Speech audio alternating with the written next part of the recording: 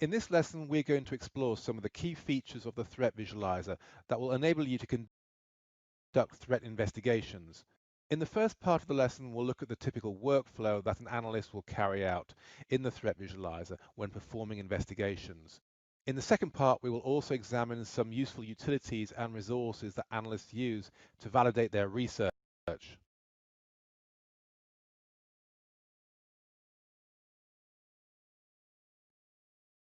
So from the home page, we'll use the threat tray at the bottom of this screen as our starting point to perform investigations.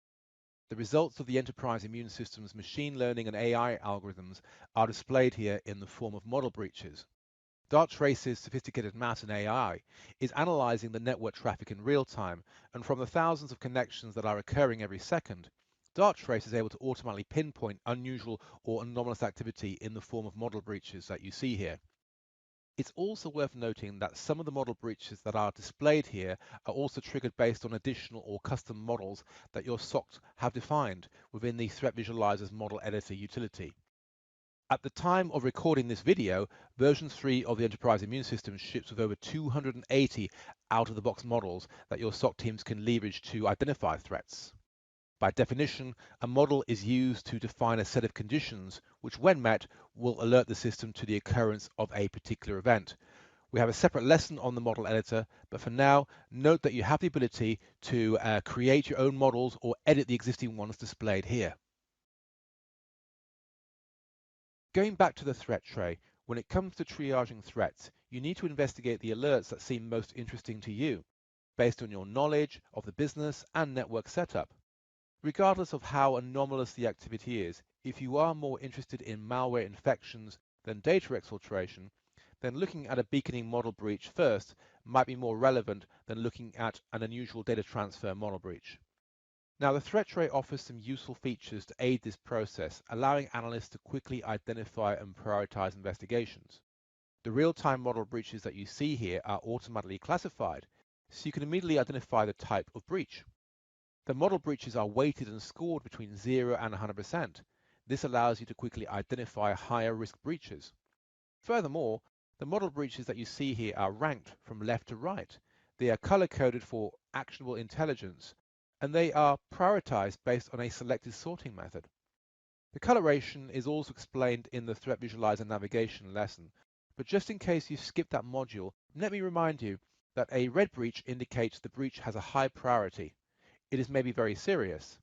An amber color means medium priority, and yellow implies a lower priority which nonetheless should be investigated. Occasionally, you will see a gray color which indicates that a model has been updated and has yet to trigger an alert. So each block that appears in the threat tray displays the name and type of model breach. Beside the triangle, there is a number which indicates the number of times this model has been breached. You can hover your mouse over the breach to view additional information about the breach, such as the name of the device, the host name, or even a nice label that you've assigned to the device via the threat visualizer. Let's now discuss the various filters you can use to customize your view. First of all, it's important to set the time frame in which you want to investigate threats. The breaches displayed in the threat tray have an independent time range distinct from the time selector in the top right-hand corner. So by default, the threat tray displays all model breaches that have occurred today. However, this view can be easily customized by selecting the time filter and selecting your time frame. It's generally good practice to view alerts over the last 7 days, so that rather than viewing model breaches in isolation, you can start to discover anomalous patterns that may have occurred throughout that week. This way, it makes it easier to correlate various events that might affect a particular user or device on the network. So by increasing this to a manageable time frame, you can see that it helps the analyst identify if these model breaches are related, if this is unusual behavior for the device, or if this is just a one-off. Furthermore, if some models are breaching too often, it can help you identify which models require tuning or which connections can be whitelisted. We'll cover this further in another lesson. A severity slider is displayed to the right of these sorting options. This slider allows you to filter out less strongly anomalous or less relevant model breaches enabling you to prioritize your time effectively. A typical approach to triaging model breaches might be to set the sensitivity between two high values, let's say between 90 and 100%, and triage the alerts that appear. Then you could lower the score iteratively, let's say between 50 and 90%, until the model breaches that appear are no longer of interest. After a few weeks of using the threat visualizer, it's good practice to start using the severity slider to optimize and prioritize your threat investigations. But when you are new to Darktrace and learning to use this product, it's best to maintain the threshold down to 0 so that you can see all the breaches coming back and familiarize yourself with the nuances of the network. Now, selecting different ways of viewing model breaches allows you to focus on either the most problematic types of behavior or the most problematic users and devices, depending on your preferred approach. By default, models are sorted by a higher score. And to begin with, this should be the standard setting you use on a day-to-day basis. When new to Darktrace, it can be interesting to set it to models with the most breaches. It's the same data, but it's just going to sort them now and show you the breaches that are breaching the most from left to right. And you can see here the models which are breaching the most. In addition to models' most breaches, it can also be interesting to see which devices are breaching the most over 7 days. By doing so, you can discover which devices may be the most problematic, or even realize which subnets are affected the most. Again, if I hover over the device breach, it will give me an indication of the type of breaches that have occurred. And then finally, I can select users' highest score or users' most breaches to understand which users in the company are causing the most breaches. As you can see here, these individuals are triggering the most breaches. Note also that additional sorting options can be used on the bottom portion of the tray, including filters that allow you to exclusively view specific types of breaches. For example, I can prioritize my breaches by selecting breaches related to anomalous activity, compliance breaches, etc. The subnets filter even allows me to only view breaches that affect a certain subnet. For example, if I'm particularly interested in breaches that affect my head office, I can enter the subnet address 10.1, and the view will be limited to only this network environment. For now, I'm going to set the sorting to model's highest score over 7 days, and I'll keep it on 0% because this will provide me with a broad understanding of the threat landscape on my network. I'll focus my investigations on the head office subnet. So now that I've set my model breach preferences, the next step is to start going through and reviewing these breaches and understanding the workflow. In order to demonstrate the workflow, I'm going to select the anomalous file model breach, which looks interesting. Darktrace has automatically detected that a program has been downloaded from a rare location and requires investigation. If I click the model breach, a breach log window will appear. At the top, I can see the folder, the category anomalous file, and the name of the model breach, exe from rare external location. So this is one of the model breaches that ships with the Darktrace appliance, looking for this strange behavior. Now, in this case, the model hasn't just breached because someone downloaded an executable from a website. It's breached because the user downloaded a program from somewhere that is rare for the network. In this case, rare means no one or hardly anyone on the network has gone out to that website before and downloaded from it. And from an analyst's perspective, it's very interesting to identify new websites and downloads that people visit from their network. Remember, the enterprise immune system develops a pattern of life for every user and device on the network. It develops a native understanding of the users and devices' behavior, and through cross-comparison, the system can identify how rare or unique a connection is. The enterprise immune system does not rely on a list of predefined rare websites or lists of anomalous files and executables to download. The rareness of these events are simply calculated using Darktrace's clever mathematics, and it can do this for each and every part of your network. Okay, so far we have established that an executable has been downloaded from a rare external location, actually 2 instances of this. Let's now gather some further information about these breaches. So from the breach log, we can see two model breaches occurred in the last week related to executable downloads from a rare destination. The breach log clearly displays the exact time when each model breach occurred. You can see that there on the left-hand side. And notice above the date and time, you can also see the unique breach ID for the model breach, in this case 6480. Now let's identify the device that was involved. We'll look at the second example.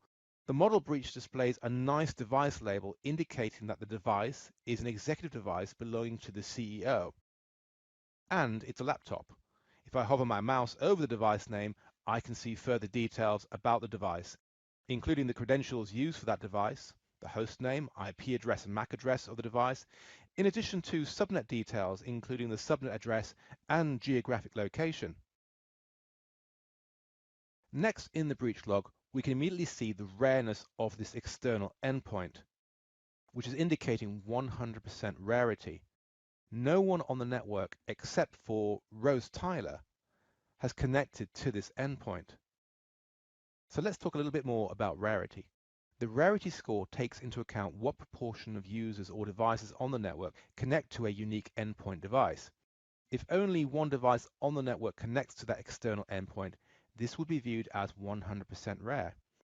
And if that same device keeps connecting to that rare endpoint, this would not change the rarity score. However, if the enterprise immune system starts to passively observe that other devices on the network are also connecting to this external endpoint, then we would start to see the rarity score decrease. Notice how the rarity threshold for this model is 50%, which has been exceeded given the 100% rareness of the connection. If the rarity score were to drop below 50%, then this would imply that the model would not breach if others also downloaded executables from that same domain. However, that's not to say this activity will not breach other models, so in the instance that the file was malicious or exhibiting unusual behavior, other related model breaches would likely alert the SOC to the activity. Okay, so we've now discussed the rareness of connections. Now I'm curious about the endpoint, and again the breach log informs me from the hostname field that the external endpoint belongs to the sourceforge.net domain, which I recognize, and it has the public IP address of 146.71.73.6. Although I personally recognize the domain, I still need to verify the credibility of the download. To add some extra context to this connection, I'm going to expand the event details field.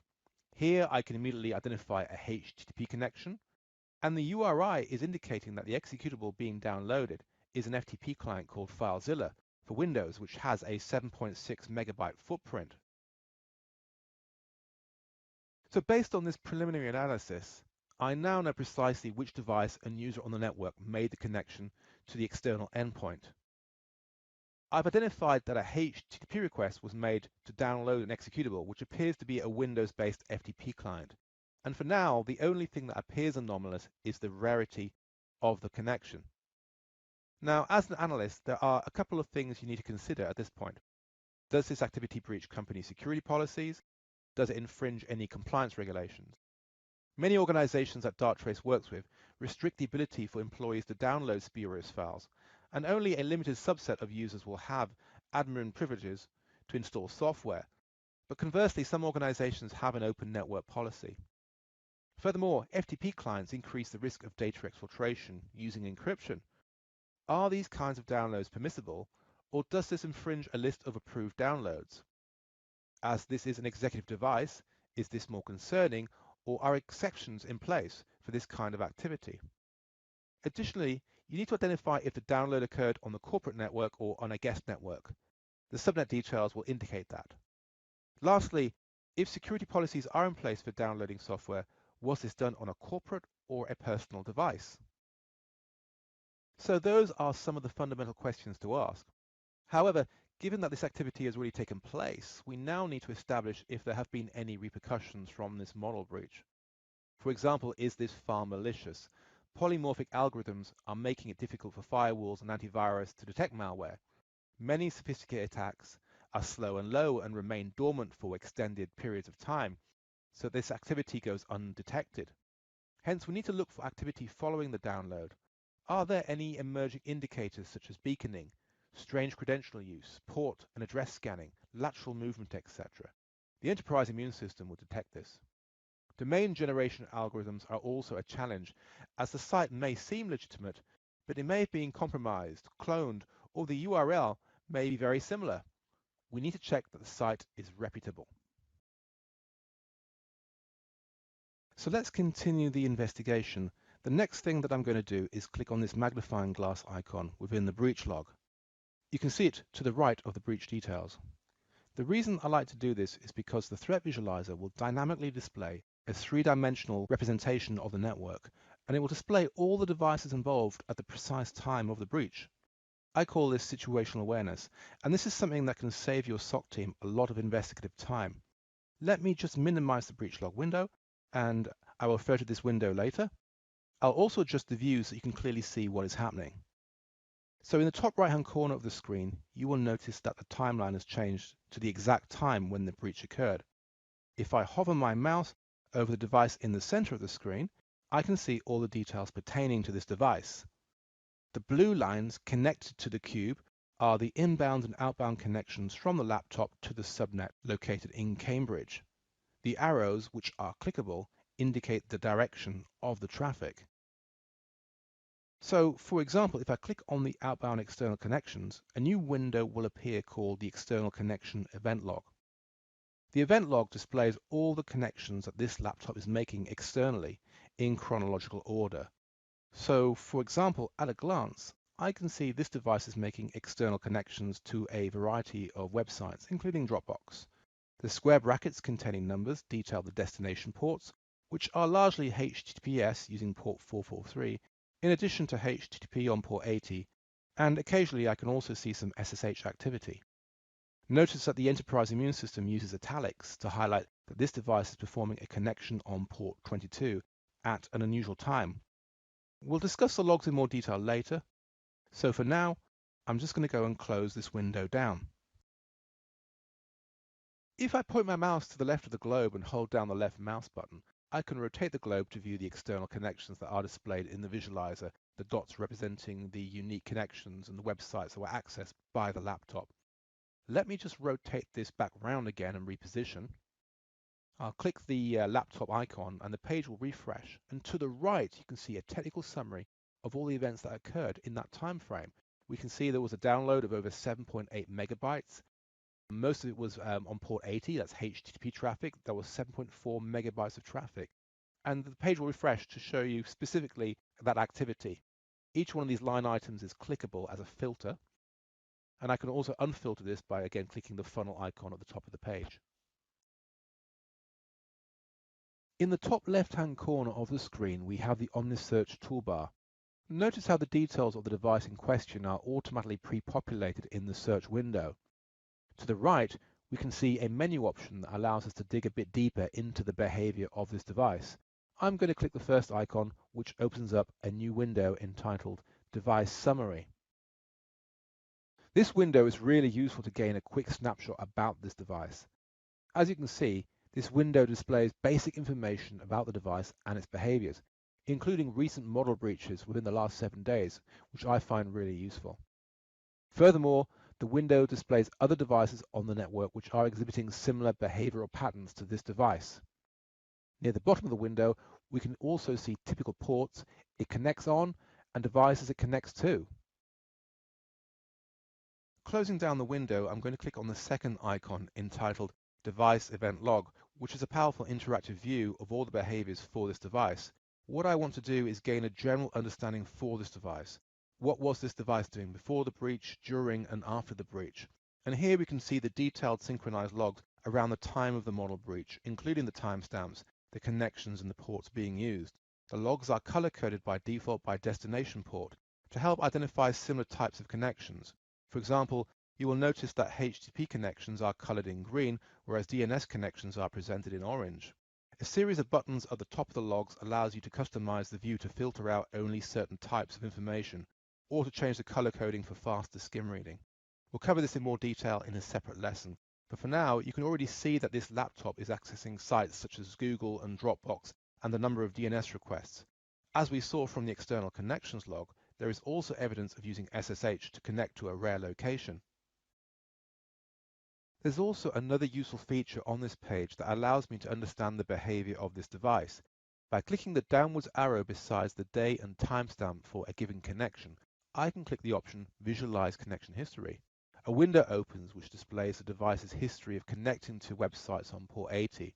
By default, it plots a graph displaying external connections to port 80 over a 1-week period for this device, But interestingly, we are also comparing this device's connection behavior with the three most similar devices on the network that have been automatically identified by the enterprise immune system. The peaks in the graph do indicate a lot of similarity, whereby we are seeing similar peaks and the device is connecting to port 80 on a regular basis throughout the week. To the right, we can see a summary of which sites these devices are visiting. Commonly, many of these could be ads. This will give you a feel for what's going on. Is it normal? Is it okay? You can, of course, increase the time period or look at similar devices. However, if you want to just focus on the device in question, we can simply edit the number of similar devices to 0, which will just plot the connection activity of the CEO's laptop. That's quite nice because you can take screenshots to document your investigations, create your own reports for management to evidence what precisely happened. You could also reference the peaks when files were downloaded or if inappropriate behavior took place on the network. Now, while I've got this event log open, if I click the magnifying glass icon again in the breach log, the event log will refresh and display the logs at the precise time of the breach at 16:45. And below that, we can view the events that took place just a few moments before the download. If you want to investigate events much earlier, you can either scroll to the bottom of this page and click the Load More button, or alternatively, the event log can be controlled using the time selector in the top right-hand corner of the screen using the forwards and backwards buttons. Closing down the device event log window, I'm going to go back to the breach log window and click the File Transfer EXE button that is highlighted in red. That's the metric that breached this model. When I click that button, it will load up a graph. And this is fascinating because it will tell us everything that device has been up to over time. In this case, the graph is showing us the number of file transfers over time, plotting 6 hours either side of the model breach. The orange and the red dots represent the various breaches that occurred around the time of the breach, and it appears as though the two may be related, where a single file download is initiated, and a short time later, we can also see an SSH connection to a rare external destination. To find out if this activity happens on a regular basis, I can click to the left of the peak to go back in time. Click to the right of the peak, the graph will move forward in time. Alternatively, by clicking the x-axis, I can specify that the graph should display downloads 48 hours either side of the model breach. Now we can see a few more downloads. However, the other downloads are not associated with any model breaches. I can also overlay additional data points on this graph. You need to click the plus symbol in the top right-hand corner of the graph. Then by clicking on the metric window, I'm presented with a range of metrics to choose from. The options start off with general metrics for any connection coming in and out of that device. You can specify either external or internal connections, or both. It gets more specific, looking at data transfers, DNS traffic, Kerberos authentication. We can also click on importance metrics. This is really useful for analysts. It's essentially the output of Darktrace's observations, what it's thinking and has observed over time. In this session, I'm going to select the external data transfer as a second metric that I want to overlay on the graph. And this is really useful because it's now displaying both the number of downloads and how much bandwidth was being utilized for the downloads and uploads. So you can see uploading is in green and red is downloading, and you get indication of the bandwidth values by examining the values on the right y-axis in megabits per second. Now what I can do is draw a box around the graph to zoom in, and I can see when the device was carrying out the transfers. In this case, clearly there have been no uploads, and the only download is fairly sizable. The peaks also tell me that this appears to be an isolated incident, and the graph also pinpoints the precise moment when the activity took place. To summarize the capabilities of the graph functionality, it's a great tool to spot trends and behaviors on the network. The peaks and the troughs and irregular patterns could potentially reveal a smoking gun. The graph has many applications, and just by looking at the graph and going back in time, you can start to correlate events and understand what happened. I'll close the graph window, and before I go any further with this investigation, I want to notify the SOC team that I'm currently working on this model breach. This ensures the team is aware of my investigation and prevents any duplication of effort. To make comments, all I need to do is click the speech bubble icon in the model breach window, and I would enter something along the lines as follows and then click send. Then I would enter some preliminary thoughts and observations such as follows and click send. As you can see, it works more as a message board as opposed to a chat facility. As I add more comments, you can see a number beside the speech bubble displayed in the threat tray model breach. The breach log window now displays lines contained within the speech bubble icon to denote that comments have been made for this breach, whereas if there are no comments for a breach, the bubble would remain empty. Hence, this helps analysts identify which breaches contain comments made by the SOC team. Also notice in the top right-hand corner of the breach log window, you can now see an icon that allows you to toggle between all breaches and only breaches that contain comments. In addition to adding comments to the breach, I can also select the Copy to Clipboard button so I can make a note of the investigation. So far, we've looked at some fairly detailed logs and graphs during our investigation. What I want to do next is show you a few shortcuts to help you speed up the process of investigation. For example, from the breach log window, I'm now going to click the View this model breach button, which is very similar to the device event log. However, the big difference is that this log will only display connections and events that are specific to the model breach. The first line displays the precise time when the executable was downloaded via port 80. If I hover over the information symbol, I can view more details about that connection, including the URL and rareness of the connection. The second line details the domain that the laptop is connected to, and again, you can hover your mouse over the URL to view the attributes of this destination IP. If I were to hover over this little arrow beside the connection, you can see more details about the connection, including the domain, the host name, the protocols used. A blue arrow indicates an outbound connection, whereas an orange is an inbound connection. If the arrow is still flashing, it indicates the connection is still active. The third line in this window details when the model breach event occurred. So as you can see, a lot of information can be accessed from just a few lines of logs in this window. Another feature that aids the investigation process is the Analyze this model breach button. When you click this button, a new window will appear entitled One-Click Analysis, which displays best of both worlds. Rather than looking at events in isolation, the One-Click Analysis button displays the salient logs for this event side by side with the graph that we looked at earlier. By clicking the plus symbol in the graph, another segment appears allowing you to filter the log files. For example, I could add that I only want to view connections where the destination port was 80. Now I can see all the file transfers that this user has made.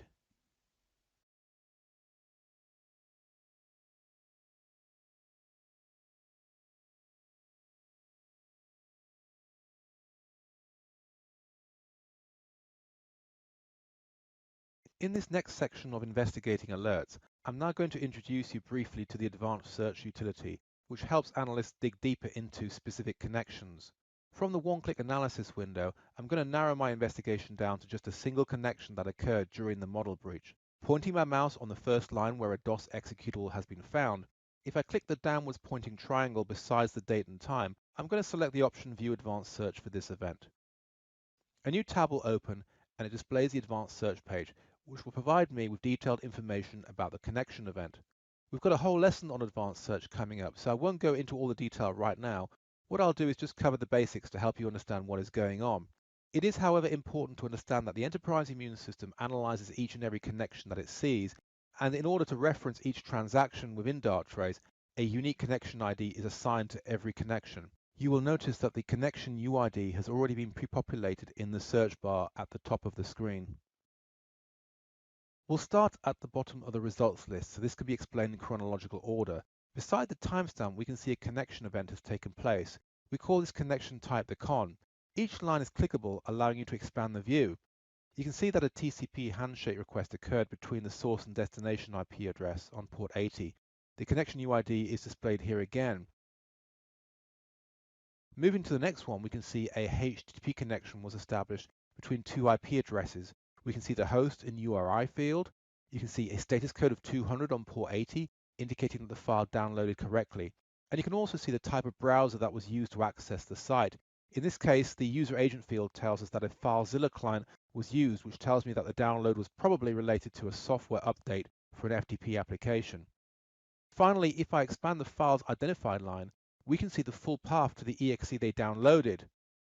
But usefully, you can also see the MD5 and SHA-1 hash for that particular file type. And that's really useful because those who are familiar with hashes know that we can look this up to identify if this is a malicious file. I'm going to copy the SHA-1 hash so I can verify the authenticity of the download. There are a variety of open source intelligence tools you can access to verify the authenticity of a file. In this example, I'm going to use the community site virustotal.com to check the file. If I now click the search tab, I can just paste in that SHA-1 hash, which is a unique description of that file, if you will. Clicking the search icon, you can see VirusTotal will identify the file as a genuine FileZilla executable. Furthermore, all vendors of the community are indicating that the file is genuine and not malicious. So although the file itself is safe, the next step might be to investigate the website. Just go back to the home page of VirusTotal and enter the website address in the URL tab and again click the search button. The community is also indicating that this site is indeed clean, but of course the results that we see here, they're only as good as the community and the updates it provides. So let's investigate this site just a little bit further. Clicking this icon to the right of the host address performs a whois lookup. Scrolling through the whois results, we can see information about the ISP or domain provider, the country where the site was registered. We can't rely on the information 100% because it could be made up. These days it's very easy for cybercriminals to operate in one country and purchase a website in a different country and host their malware on that website. The information that I've looked at so far is of interest to me. It's relevant. However, what I'm looking for specifically on this page is when this website was created. With the introduction of domain generation algorithms, which dynamically spin up new domains or similarly named URLs, anything that's less than a few months old would raise my suspicion about the credibility of the website. In this example, the website was created a long time ago, which is comforting to see, but yet again, that doesn't necessarily imply there aren't any zero-day threats present. History has shown us that creative cybercriminals can temporarily hijack websites or replace genuine installers with malware. In some examples, we have seen cybercriminals purchasing genuine vendors' ad space for short periods and replacing them with malware purporting to offer genuine software.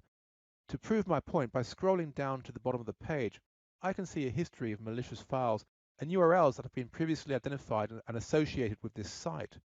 For this investigation, the file download appears to be genuine, but I am concerned about the security risks associated with the website it was downloaded from. There are a few more sanity checks we can carry out before we conclude our investigation. If you want to get a feel for the website without visiting it directly, you could use domain tools to not only perform a whois lookup, but in addition to this, you can take a look at screenshots of the site which are archived by domain tools. From the domain tools research page, if I enter the URL for sourceforge.net, the page will refresh, and on the left-hand side we can see the whois lookup results as before.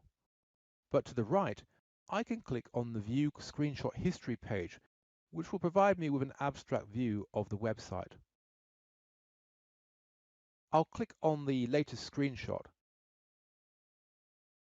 and you can see this site is all about open source software and the ability to download these programs, which on the one hand is a great thing for developers, but on the other hand introduces security risks and vulnerabilities to the network.